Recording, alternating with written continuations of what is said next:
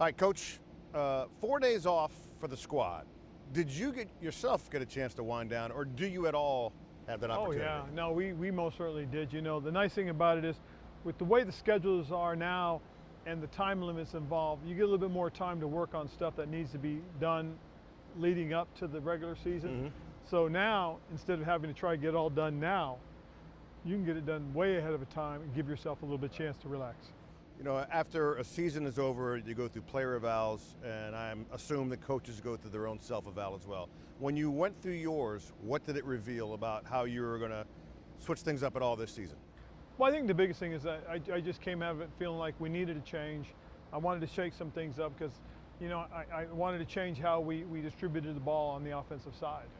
And so one of the things that we did was, you know, we started talking about what would be the best way to do that and who would be that person.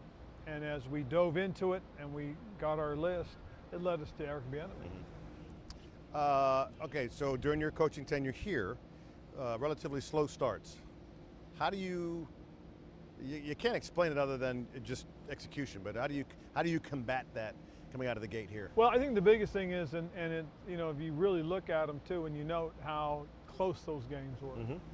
And I think a big part of it is just understanding that we have to win the close games. We have to get past the little things that get in the way that slow you down.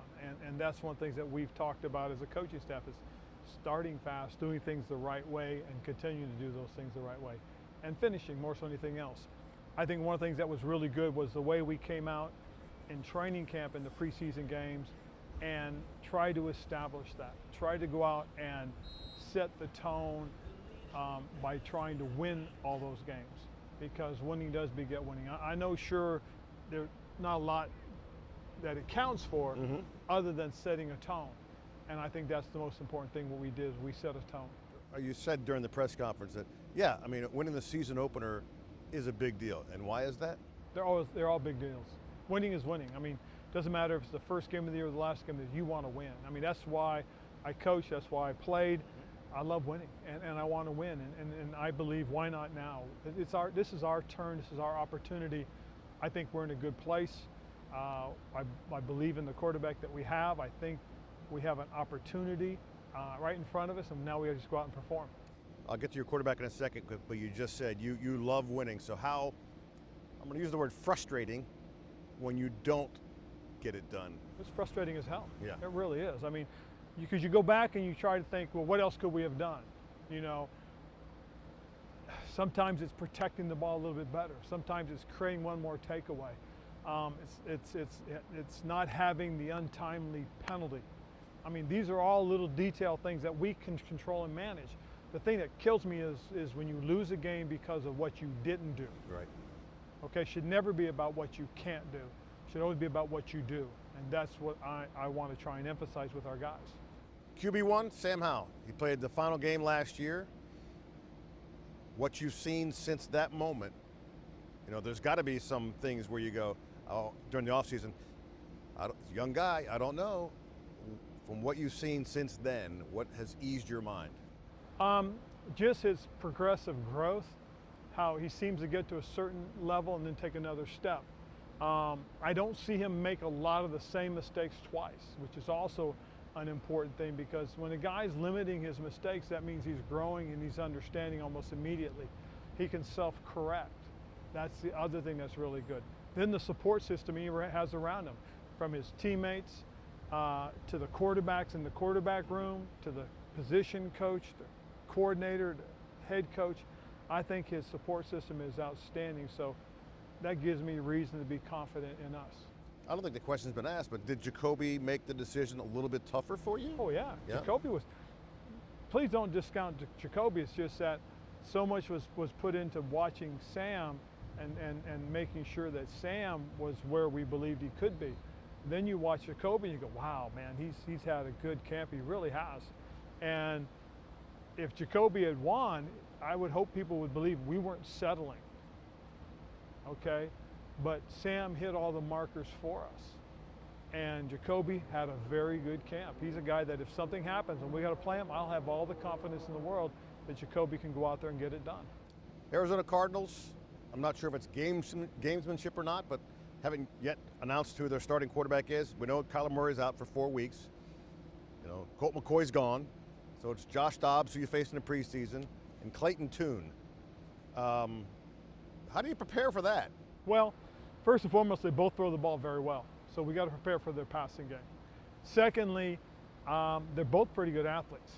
Okay, so they can both run the ball. They both have good speed, good decision making.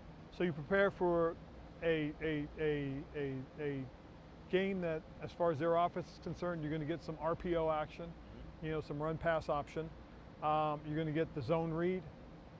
Off of that, you'll get play action.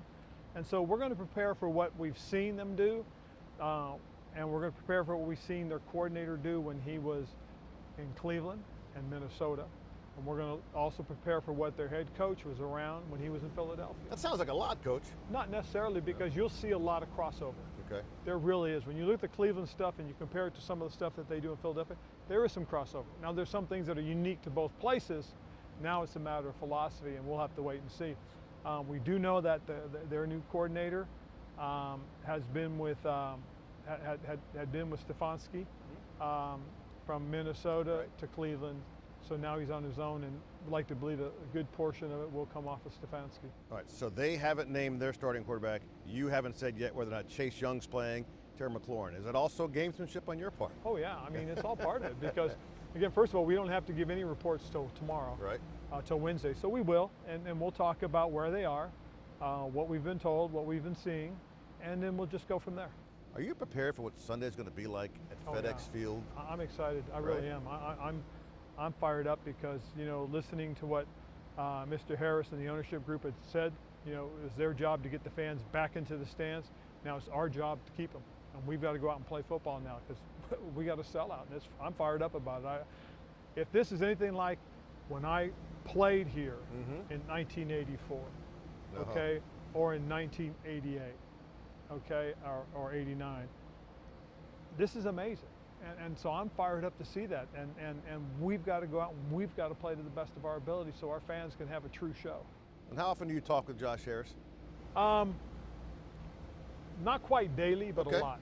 I mean, every other day. I do text him at least once a day just to give him updates as to where we are, and if he needed anything answered as far as certain things. But the lines of communication have been more than open, and he has been more than attentive to what we've needed, what we've asked, and what we've talked about. Final question. We know what the players go through on a game day.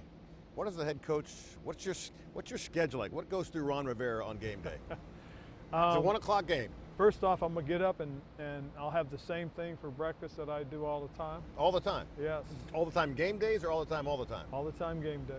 Okay, and that is? Well, we're gonna change it from what we've done in the past. Well, you know, it all goes back to what Coach Bieniemy said. We gotta learn to be comfortable when uncomfortable. Change is a good thing, and I do believe it was one of the things that I led off the off season with our team, and basically telling everybody, we've got to learn to change and adapt. The league is changing and adapting, and if we don't, all right, we're going to get left behind. So our plan is come in, change, and do some things differently. We're going to do a little bit of a Filipino-American breakfast. Ooh. My wife's Filipina. Okay. She makes a Filipino fried rice for breakfast. It's her own little recipe that she's kind of grown up with from her mother, and very traditional Filipino fried rice with eggs. She'll use either bacon or Spam, depending on what she has. And you're the head coach of a football team. You can't have Spam, by the way. Oh yeah, it's delicious. Come on. Hey, just so you know, Spam loves Maui. No, What? I'm serious. The Hormel Company. Yes. They did a fundraiser. They got these T-shirts that say "Spam loves Maui" because it's a big dish in Hawaii. Okay. And what they did was they donated like 6 truckloads of Spam to the town of Lahaina, Maui, to help them with their recovery. Okay. And so Stephanie, she got fired up about it and went out and bought a whole bunch of Spam. So we're having Spam for breakfast. I enjoy it. I really do. You do? I love my wife's cooking. You better say that, by the way. It's true, Chick. Don't get me in trouble. No trouble. Coach, good luck on Sunday. Thanks, Chip. Appreciate it.